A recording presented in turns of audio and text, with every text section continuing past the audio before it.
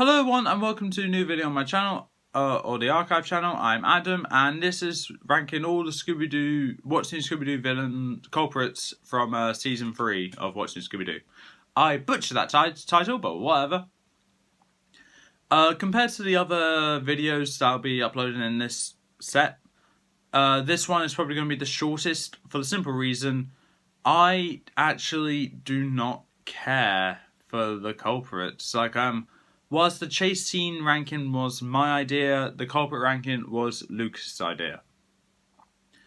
And I'm only doing it because we both agreed we'd do it, so yeah. Now, with this one, this is going to be shorter for the simple reason I do not actually have much to say about these guys. Because considering how long ago it was till we watched the first few episodes of this series, being a fair few months, I may gloss over some details which make them different, which makes them stand out. But I'll try my best to remember, but chances are I might forget. Now, I'm ranking these culprits on aspects of their whole plan, their plots, why they're doing it, and also the destruction they've caused. And bear in mind, this is my opinion, so if your opinion is different, please in the comments below why you think that. And I will say the cowboy, which was a robot at the beginning, but was later shown to not be a robot in Go West Young Scoob, will not be on this list because he's not a culprit. He's just a businessman trying to be the hero of his village. That is not an evil thing. He didn't make the cowboys go evil. He may have accidentally made one go evil, but he disabled it, but then it got reset by someone else. We'll go into that one later. Also, if you're wondering, there is technically no culprit in E-Scream, but that kind of leads to the 14th place, Laszlo Oswald. Now, whilst he's not the actual culprit behind it, he is the reason why everything in that episode happened. Now, with this one, I can't really say he did anything bad. He just wanted to give Velma some excitement at this video game convention. So, yeah, I don't really have a problem with it. But if you're wondering, but Adam, he destroyed an entire building essentially with the Ossamon. So I was like, yeah, but it's a simulation. In other words, didn't happen. So really, this one had no destruction and no monster whatsoever. So quite frankly, I put it at 14th place for the simple reason I just had to have someone there. So yeah, Laszlo Ostwald, you come last place, but for good reason. 13th place is Danica LeBlake. And I put LeBlake because she's French. And also, that's actually what the Google says is her name. But I put Danica here because she didn't cause much destruction at all. Little to none, actually. And if I am forgetting something, then apart from a dent in a train, which she got hit by a train, you need to watch the episode to find out. She didn't really cause much else destruction as far as I'm aware. But she also, the motive behind why she did what she did is because she just wanted to get out of a modelling display. Which, okay, I don't get that, but yeah, you want time out of the spotlight, just have your own personal life? Sure, okay, yeah, sure, we'll live with that. 12th place, we have Gibby Norton. He is the person behind Cold Steel and his gang coming back to life. The Robotic Cowboys. The person who just wanted to make Gibby Land a theme park to impress Velma. Obviously it didn't work. It's a crap, and I mean really crap plan. So not really a good one, hence why it's so slow. Destruction he caused was basically shutting down the entire town. He also, the Cowboys also broke a few things, and also technically he's responsible for the malfunction of the Professor. It was Velma who covered it with water, none of this would have happened if it wouldn't be for him. So I am gonna blame Gibby for that. So yeah, Gibby did not cause much destruction, but he did cause more destruction than Danica did. 11th place we have JC Chazé. Now the reason why I even have JC over here is for the simple reason, he is behind the Evil Mystery Inc. clones, and what he did, well, it was just to make Shaggy's reputation go down the drain. Just Shaggy's, nothing else. He was jealous of a scrawny, lanky teenager. Get a life, mate. Get a life. This guy is the definition of I need therapy. He's a big shot celebrity, going out with Shaggy's ex, and of course he's jealous of Shaggy for the simple reason JC's girlfriend or Shaggy's ex would not stop talking about him. We're going like, oh, Shaggy did this, Shaggy did that, Shaggy solved another mystery. Whilst yes, that can be annoying at times. 1, go see a therapist. 2, break up with her. 3, don't talk to her, and then you don't need to hear that Shaggy again. 3 simple steps. 2 and 3 could technically be done together, but that's besides the point. You had so much opportunity to not even bother with, not even have to hear that name again, but you're like, no, I must stay with her, but I need to just find a way to ruin his reputation. Oh, yes, how mature. You're what, early 20s, mid-20s? Yeah, very mature, yeah. 10th place, we have Drill Sergeant Payne. Now, this person is here for the simple reason, he has caused some damage, breaking a wall, cracking up the wall in the gold room, and also, I would argue, technically, responsible for the destruction of, some army property, like the tanks, that is made of gold. I wouldn't argue it's damaged, it's just probably, the paint job is just a bit ruined. Okay, yeah, sure. But he tried to break out of Fort Knox just so he could run the Gold Aid factory or get the secret ingredient for it so he could run his own company for that. I was like, okay, that's a bit weird, but alright. I do not really understand why he did it, but hey, if the army life's too much for you, you could always leave. 9th place, we have Mayor Snipper.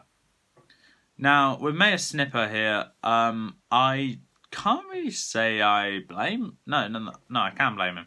The reason why he did what he did is because he wants to ruin golf for everyone because it ruined his son's life. I was like, okay, well...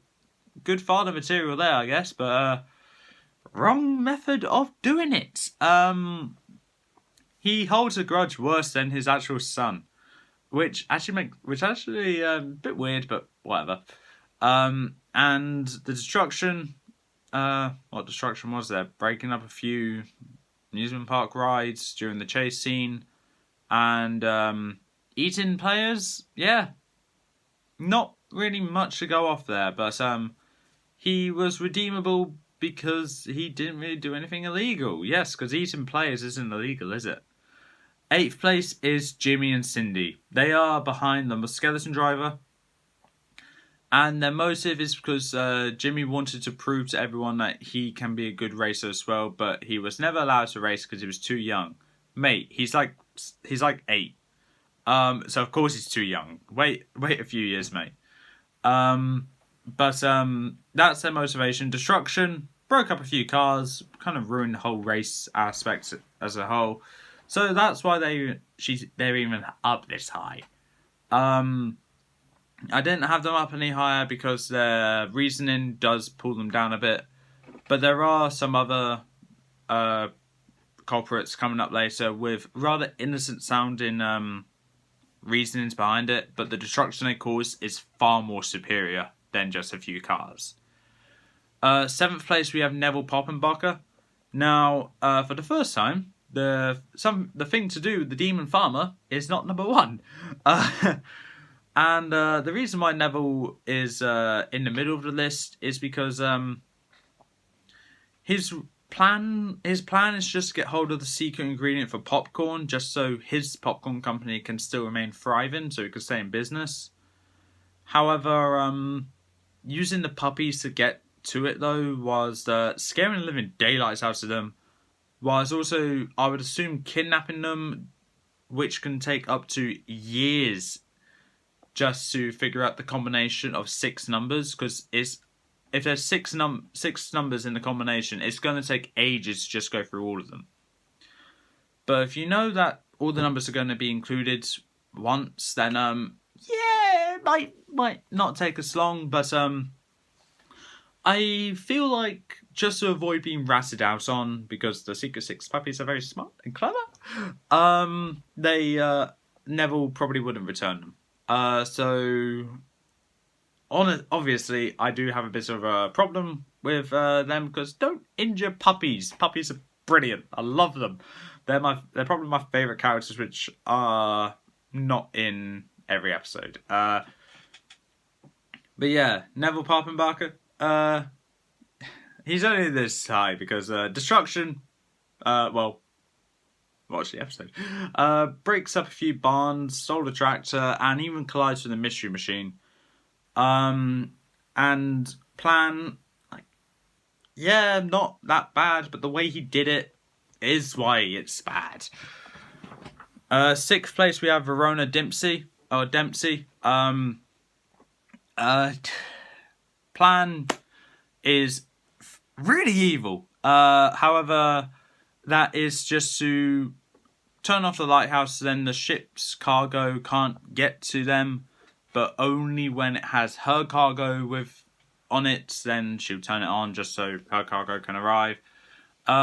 Selfish, and also a way to put a town out of business, and if a town goes out of business with the other businesses, everyone's going to move, meaning your store will be left standing, but what do you sell? Clothes.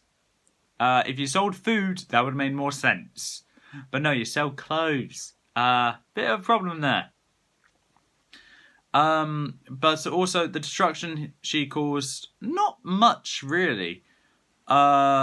She did technically have someone get arrested, which he wasn't entirely innocent, so can't really put him hold her against it. But there's not really much else to say. Didn't really cause much destruction at all. Also, that other guy that she's responsible for getting arrested, I'm not going to include on this list because he wasn't behind the main villain. 5th place is Grey. Now, I'm only going to say Grey because, I don't know her last name. And she's behind the Toxic Terror fiasco. And her motive is because she doesn't want the camp to change, because she's happy with it the way it was and the way it is. Just being a way for kids to just explore the wilderness, really gain some lifelong survival lessons and all that. And I'm just like, yeah, that's fair enough. Like, I wouldn't want change to happen either, especially if it's to go from a campground to a golf club, I believe it is. Obviously, I kind of sympathise with her. But at the end of the day, the destruction breaks a golf cart, dissolves a construction site, and is responsible for a tower to go down. Am I missing anything? Probably am. There's a lot to go of where obviously Grey is not the most innocent person here. But all to prevent change. Come on. Not redeemable here. 4th place we have Curse and Connie Crunch. Now, along with Grey, this is a rather innocent sounding motive, but destruction outweighs it. Now, the motive was to just scare their dad out of wrestling, so then they don't see him get injured. And I'm just like, well, they got away with it, but they kind of ruined a whole wrestling arena just to do it. And I don't mean like just a regular wrestling ring. I mean, there's an aquarium. I'm assuming that's for wrestling. and even a whole little elevator which goes up and down for it. There's a few other things as well, like a statue of the Malachi Crunch, I think his name is, and even a whole caravan as well. Like, they're gonna get a big ass fine. And they're only kids, so that means it's gonna go to their father. So of course that's gonna be a problem. But yeah, innocent sounding motive. But the last three are not innocent. Third place we have Spencer Johnson, and even though I really wanted to put this one at number 1, I decided not to because at the end of the day, he's responsible for the monster attacking the beach, but he's not actually the monster. He's the culprit behind the whole mystery because he wants to create an underwater tunnel going towards Australia to New Guinea. And okay, it did disturb the monster, hence why he did that. But that's it. That's the whole motive. Destruction. Well, look at what the coral monster done. Then yeah. Destruction isn't as much, but I put it up here for the simple reason its motive is pretty big motive. Number 2 is Galina Korzakov. I believe I said that name right. Now she's behind the Frozen Fiends, and this is the highest the Frozen Fiends ever going to get on this list. But the reason why she's second is because even though the motive is just to get some diamonds out of a cup, so greed is the reason behind it. I had to go with I got a really bad headache. Greed is the reason behind it, and yeah, the destruction. What? No destruction.